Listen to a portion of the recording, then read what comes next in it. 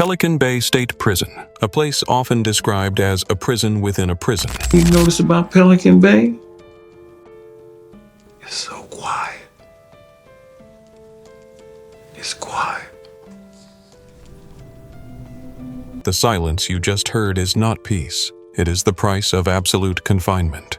In that darkness, 6 names rose to power. They managed criminal empires from behind bars. Today, we will walk through the top 6 most dangerous gang members inside Pelican Bay State Prison. Men who once shook the entire system and wrote their own law of violence within those concrete walls. Before we begin, tell me in the comments where you are watching from, because the shadow of Pelican Bay has spread far beyond its gates. Number 6. Omar Arzate, Mexican Mafia. Some kids grow up with books and classrooms. Others grow up with knives, guns, and alleys filled with danger. Omar Arzate was one of them. He was born in Los Angeles, in a struggling neighborhood where sirens and shouts were part of daily life. His parents could not hold the family together. The first lessons he learned did not come from school, but from the streets. While other children carried notebooks, Omar carried blades and learned to stare people down with menace. As a teenager, he gained attention. Not for intelligence, but for his aggression. He acted before he spoke. Once, police caught him pointing a gun at a car to send a warning. That was the first time the Los Angeles Police Department wrote down the name Omar Arzate. With that attitude, it was only a matter of time before he came to the attention of the Mexican Mafia, also known as La M. To understand why he was dangerous, you must understand La M. It is not an ordinary gang. It has been described as an underground government for inmates of Mexican descent. Joining is not easy. One must prove loyalty through violence. Arzate did so early. According to investigators, a fatal attack in a Los Angeles alley was believed to be his first test. From that moment, he was accepted as a member of the Mexican Mafia. He was later convicted of a shooting and kidnapping, receiving nearly 30 years in prison. For many, that would be the end. But for Omar, it was just the beginning. In 2021, he was transferred to Pelican Bay State Prison, California's coldest hell. There, he was no ordinary inmate. Even inside the security housing unit, Arzate managed to communicate, to send orders, and to keep part of La Amy's empire alive. Correctional officers said Omar did not need to shout or make noise. His calm but cold stare was enough to intimidate even the most violent inmates. In prison, reputation travels fast. Whispers spread that he controlled drug flow inside Pelican Bay, and that a single signal from him could spark violence in the yard. On April 21st, 2024, Pelican Bay shook after a large fight. One inmate lost his life from multiple stab wounds. A handmade weapon was later found near the area of Arzate and 3 others. All 4 were placed in isolation for investigation. There was no proof he gave the order, but his name was immediately flagged in official reports. Among inmates, he was known as the silent boss of Pelican Bay. Not loud, not flashy, but every move calculated. Once, a younger inmate refused to pay tax to La M. Days later, he was beaten so severely he required hospitalization. No direct evidence tied Arzate, but many saw it as a warning under his shadow. Omar's danger was not only in knives or guns, it was in his ability to manipulate minds. In prison, desperate men are easy to recruit. He exploited that weakness, pulling people into his control. In recent years, his health has declined, yet inmates still viewed him as untouchable. A man once said, "He just sits there in silence. But I know, if he chooses, the entire unit will never be the same again." That is the invisible power Omar held. There is a bitter paradox. Letters he sent home to his family were filled with warmth. He told his son to study, to stay away from the life he chose. Yet days later, he signed a small piece of paper, giving an order for another inmate to be attacked. Between the loving father and the cold enforcer stood a divide that could never be bridged. Today, Omar Arzate remains inside Pelican Bay, serving decades until the end of his life. His presence alone weighs heavily. To the officers, he is a constant threat. To the inmates, he is a shadow of control. And to La M, he is proof that even in a place called hell, power can survive, if someone ruthless enough holds it. But Pelican Bay is not ruled by La M alone. On the opposite side, another gang built its own leaders. If Arzate was the iron fist of the Mexican Mafia, then the next man was the strategic mind of Nuestra Familia. His name was Antonio Guillen, the man who turned silence inside a cell into deadly commands on the outside. Number 5. Antonio Guillen, Nuestra Familia. Antonio Chuco Guillen, a name well known to anyone who has moved through the California prison system. Authorities called him a general. On the streets, the norteños saw him as the man who wrote the law of life and death for their gang. He was not reckless, not the type to swing a blade without thought. Guillen was a cold strategist. When he gave an order, the result was certain. A life would be taken. Guillen grew up in Northern California, a region in constant tension with the South. Young men of Mexican descent in the North refused to bow to the Mexican mafia. Out of that defiance, Nuestra Familia was born. From an early age, Guillen embraced it. He carried himself like a soldier, disciplined, loyal, and ready to deal with anyone who showed disrespect. By the late 1990s, Guillen had risen to a high rank within NF. He helped coordinate an entire street network. Norteños from San Jose, Salinas, all the way to Stockton were under his influence. Stories circulated of him ordering eliminations. Betrayers disappeared. No one saw him act directly, yet everyone believed his hand was behind it. One former member of NF said, "Inside prison, a single note from Guillen could mean someone outside would not survive the night." In 2008, Guillen was arrested in a major federal operation. Dozens of NF leaders faced charges related to homicide, drug trafficking, and extortion. Many thought his reign had ended, but it had not. Inside Pelican Bay, Guillen did not fade. He became one of the so-called bosses in the shadows, a key figure in what was known as the Short Corridor Collective. Inside Pelican Bay's security housing unit, inmates spend 22 hours a day in isolation. No windows, no direct human contact. Many lose their sanity. But Guillen was different. He turned his cell into a command post. Alongside other leaders, he devised ways to communicate, through plumbing pipes, through letters written in invisible ink, or through visitors carrying coded notes. A scrap of paper could decide who lived and who did not. One of the most shocking moments came in 2012. While California still suffered from deadly conflict between norteños and sureños, Guillen signed a document calling for peace. His signature appeared beside leaders of the Mexican mafia. The media called it a prison peace treaty. To many, it was a stunning moment, a notorious figure calling for an end to bloodshed. But investigators believed it was pure strategy. Too many lives had been lost. Both sides wanted to preserve soldiers and profits. And once again, Guillen knew how to calculate. That peace did not last. In the years that followed, norteños continued to clash. NF remained tied to multi-million-dollar drug operations. Guillen's name surfaced again and again in police reports.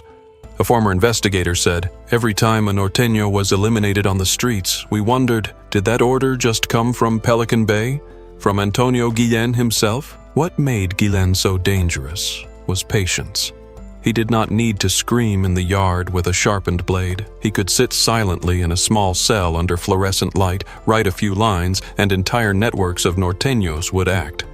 That was true power. Some said Guillen viewed his men differently. He did not see them only as tools. He lectured them on the history of the norteños, the reasons for NF's existence. To many young recruits, listening to him was like hearing a street professor. Ruthless, yet persuasive. He kept their loyalty not only through fear, but also through respect. Despite signing a peace accord, despite taking part in hunger strikes to protest isolation policies, Guillen remained one of the most dangerous men in the system, not because of weapons in his hand, but because of the strategy in his mind. Even with age, he was still considered one of the most influential leaders of Nuestra Familia. Pelican Bay was built to bury power, yet for Guillen, it became a throne of iron. As one man once said, "In Pelican Bay, some men are prisoners, but Guillen, he keeps Pelican Bay itself in his grasp." But Nuestra Familia was not the only force casting shadows there. In another corner of Pelican Bay, another name rose, not only through violence, but through ideology. His name was Ronnie Dewberry. Later, the world would know him as Sitawa Jamaa, a leader of the Black Guerrilla family, a man who turned a prison cell into a classroom of revolution and transformed willpower into a weapon against the system. Number 4. Ronnie Dewberry, also known as Sitawa Jamaa, Black Guerrilla Family. Ronnie Norris Dewberry, a name few would recognize on the outside, but inside Pelican Bay, it was like steel scraping against cell bars. Once you heard it, you never forgot. Later, he changed his name to Sitawa Nantambu Jamaa, a name that sounded like an African leader. But whether called Dewberry or Jamaa, the California prison system kept the same note beside his file. Dangerous. Extremely dangerous. He was born in Oakland, raised during the 1970s and 80s, a time when streets burned with drugs, guns, and racial division. He was drawn into that storm as if by fate. In 1980, a court in Alameda County convicted him of homicide. He was sentenced to life, with no parole. Freedom ended, but a new path began. The path that would make him a symbol inside prison. At first, he was placed at Tehachapi, then transferred until he reached Pelican Bay, the coldest hell in California. He was thrown straight into the security housing unit, a white cell, no windows, 23 hours a day in isolation. Many inmates collapsed mentally after a few months. Some harmed themselves just to feel alive. But Jamaa was different. He endured nearly 30 years in that box, and from inside that concrete coffin, he forced California to change. Records show he played a teaching role inside the Black Guerrilla family. It sounded like a classroom, but the subject he taught was revolution, ideology against the state, and discipline to forge the next generation. Jamaa was not just an inmate. He was an underground teacher, turning words into blades, whispers into fire inside the minds of others. In 2011, Pelican Bay erupted in an unusual protest. No knives, no guns, only empty stomachs. Jamaa and 3 other leaders inside isolation launched a hunger strike. At first, only a few hundred joined, but soon the number spread across the state. 6,600 inmates stopped eating. By 2013, it became the largest hunger strike in American history, with 30,000 inmates involved. From a sealed cell, Jamaa made the system pay attention. Reporters, lawyers, even the state legislature were forced to ask, what is happening inside Pelican Bay? That was not the only turning point. In August 2012, Jamaa signed a document alongside Todd Ashker of the Aryan Brotherhood, Arturo Castellanos of the Mexican Mafia, and Antonio Guillen of Nuestra Familia. 4 rival gangs, built on hatred, agreed to call for peace. The press called it a prison peace treaty. To many, it was unthinkable, but it happened, and Sitawa Jamaa was there. By 2015, a lawsuit reached its conclusion. California was forced to end indefinite solitary confinement. The case was known as Ashker versus Governor. Jamaa's name was listed as a co-plaintiff. From the shadows, he helped reshape prison policy once thought untouchable. But to correctional staff, Jamaa was never a hero. The Black Guerrilla family had long been labeled a political gang, hostile to authority, ready to turn ideology into violence. And Jamaa was the keeper of that fire. A single lecture from him could inspire another man to pick up a weapon. That was what frightened officials the most. He did not need a blade. He only needed words. In 2019, Sitawa Jamaa suffered a stroke inside prison. The news spread, and activist groups quickly called for his release. Organizations like Critical Resistance and Uncommon Law pushed his case. Finally, in early 2024, after more than 40 years, Sitawa Jamaa was released. He returned home, leaving behind a long shadow in the history of American prisons. To California authorities, he was a grave threat. To his supporters, he was a symbol of resistance. The truth is, Sitawa Jamaa, once a convicted killer from Oakland, had turned himself into a flag of protest, forcing the entire system to change. And in that 2012 peace agreement, his name appeared beside another man, Todd Ashker. A blonde figure, cold as steel, the leader of the Aryan Brotherhood. If Jamaa spread fear through ideology, Ashker spread terror through knives and violence. Number 3. Todd Ashker, Aryan Brotherhood. He was the man behind one of the most brutal attacks inside prison, turning a small cell into a scene of horror. Yet 3 decades later, the same man sparked a protest where 30,000 inmates across California refused their meals in unison. 2 images that seemed impossible to align, but they belonged to one name, Todd Ashker. He was both a cold enforcer of the Aryan Brotherhood and a leading figure in the fight against indefinite solitary confinement. That contradiction turned Ashker into one of the most powerful shadows ever cast inside Pelican Bay. Todd Ashker was born in 1963, raised in an environment soaked in violence. By the 1980s, he was already tied to serious crimes. But his true turning point came in 1987 at New Folsom Prison. By then, Ashker already had a reputation among white extremists, and then a black inmate became the target. Inside a cramped cell, with a hidden blade in his hand, Ashker struck, Prosecutors later said the inmate was fatally attacked with dozens of knife wounds. Witnesses recalled Ashker barely blinking, stabbing as if it were routine, then watching calmly when it was over. That act sealed his place in the Aryan Brotherhood. Within an organization that demanded proof of violence for entry, the homicide became his ticket. From then on, Ashker carried a life sentence, labeled among California's most dangerous inmates. In 1990, when Pelican Bay State Prison opened, authorities concentrated the most unyielding prisoners there, locking them directly in the security housing unit. Todd Ashker was one of them, a concrete box, 6 by 10 feet, lit 23 hours a day by fluorescent light, no window, no contact, no sound beyond metal clanging. For most, months led to collapse, years to madness. But Ashker survived for decades, and from that isolation, he began a new role as a leading voice in resistance. In 2011, Pelican Bay erupted in a hunger strike. It began with 4 men who had endured solitary for decades. They chose their own bodies as weapons. Ashker was one of them, alongside Ronnie Dewberry, Arturo Castellanos, and Antonio Guillen, each from rival gangs. They set aside old hostilities and signed a demand. The result? 6,600 inmates across California stopped eating. By 2013, the number had grown to 30,000. It became the largest hunger strike in U.S. prison history. Observers called it the Ashker paradox. A man who once killed without hesitation had become a symbol of human rights inside prison. For Ashker, there was no contradiction. In his eyes, both acts, killing to survive and fighting to resist, came from the same instinct, refusal to submit. One of his most lasting marks was the 2012 agreement to end hostilities. Imagine 4 of California's most notorious gangs: Aryan Brotherhood, Mexican Mafia, Nuestra Familia, and Black Guerrilla Family. Decades of bloodshed, now ending with signatures on a single sheet of paper. A handwritten agreement inside a freezing cell, but its reach extended to prison yards across the state. For inmates, it felt like a miracle. For authorities, it was a warning. Even in solitary, they could create peace treaties. In 2015, the case Ashker versus Governor ended with victory for inmates. California was forced to abandon the policy of indefinite solitary confinement. Todd Ashker's name appeared in headlines. No longer only a killer, but now a plaintiff challenging the system. To some, it looked like redemption. But for the victim who lost his life back in 1987, there could be no redemption. That paradox is what makes Ashker's name linger. For decades, he lived at the edge of 2 images: Aryan Brotherhood enforcer and prison rights activist. Some saw him as a monster, others as a symbol. But no one denied that Todd Ashker forced the system to change. Years have passed.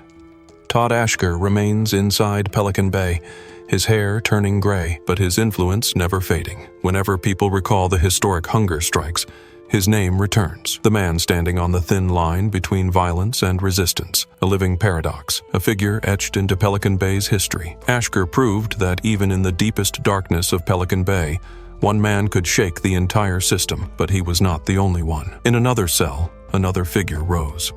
A Mexican-born boss who continued to command La M as a machine of violence. His name was Arturo Tablas Castellanos. Number 2, Arturo Tablas Castellanos, Mexican Mafia. In California's underworld, there was one name that never needed to be shouted: Arturo Castellanos, known as Tablas, one of the core leaders of the Mexican Mafia. From a cold prison cell, he directed an empire as if the steel bars had never existed. Castellanos was born and raised in Los Angeles, in neighborhoods where gangs were law, drugs were currency, and brutality was the common language. From a young age, he was drawn into the orbit of street groups tied to Mexican communities.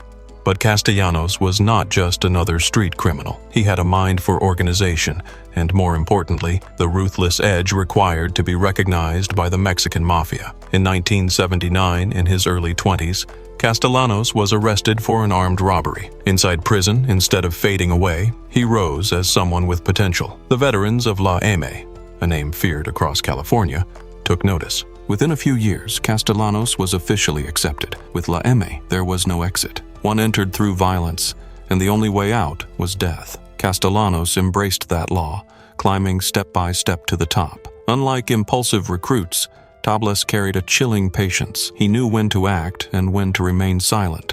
That calm authority gave his commands absolute weight. Inside Pelican Bay, even locked 23 hours a day in solitary, he maintained control. A scrap of paper leaving his cell, a whispered message, could transform into a death sentence. It was said that a single nod from Tablas could set dangerous actions in motion on the outside. More alarming, Castellanos extended his control far beyond prison walls. He maintained pipelines from Pelican Bay to Los Angeles.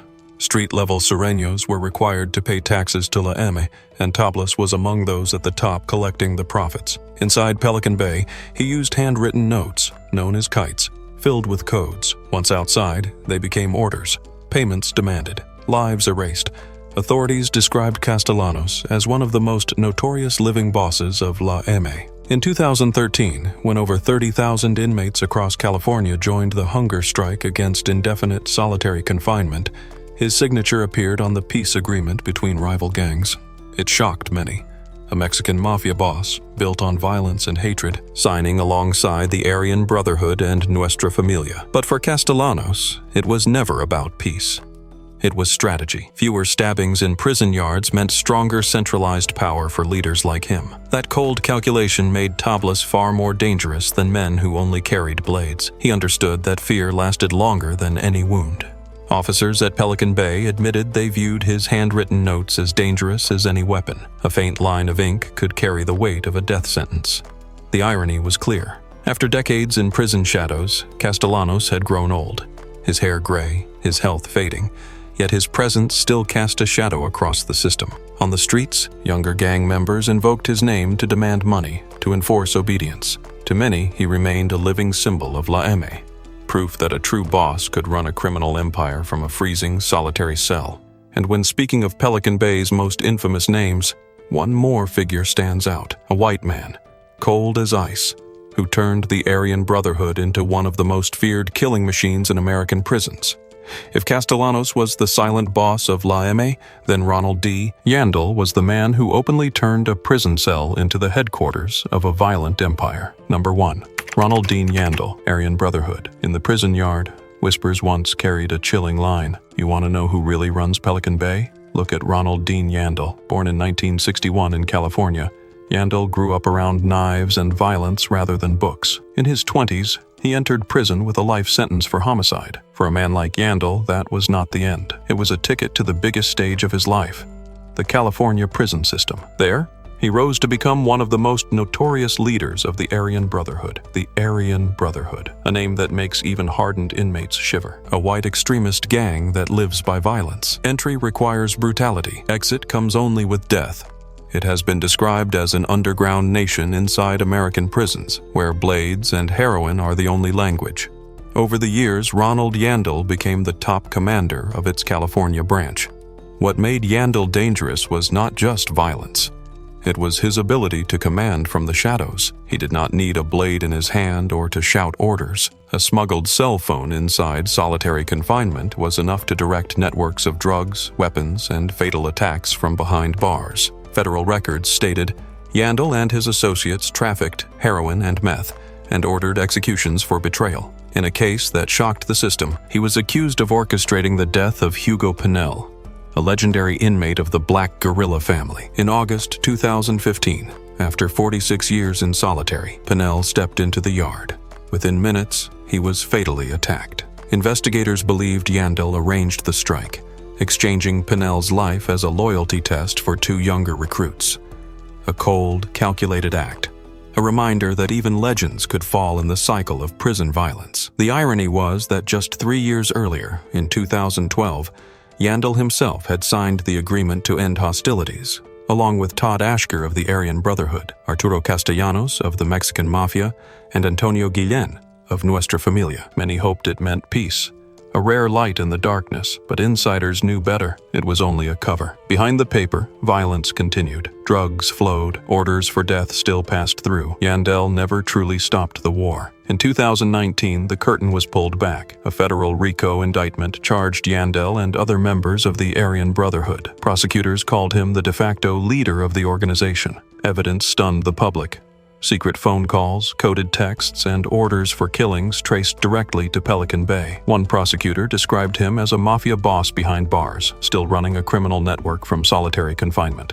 In 2024, after a lengthy trial, Ronald Yandel was sentenced to 2 consecutive life terms. Yet even in that moment, He did not bow his head. According to reports, he looked around the courtroom and said, "I'm still standing.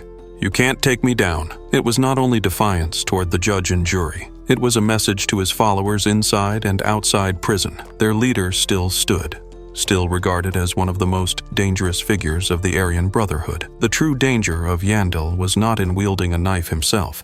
It was in not needing to. A glance, a message, even a scrap of paper could become a deadly order in his hands. Officers could seize phones, tighten security, but as one investigator admitted, as long as he breathes inside Pelican Bay, the Aryan Brotherhood breathes with him. Ronald Dean Yandel, a name tied to violence, drugs, and underground power. He entered prison as a killer. He became one of the most feared leaders in California prison history. For him, steel bars were never a cage. They were only walls hiding his empire. Pelican Bay has revealed a truth. Power, built on knives and blood, eventually cages the man who wields it.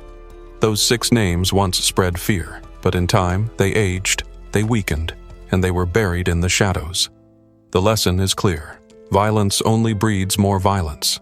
The only way out of that cycle is to choose differently from the very beginning. If you are watching this video, remember, no one is destined to become a criminal. There is always a choice, and your future begins with the decision you make today.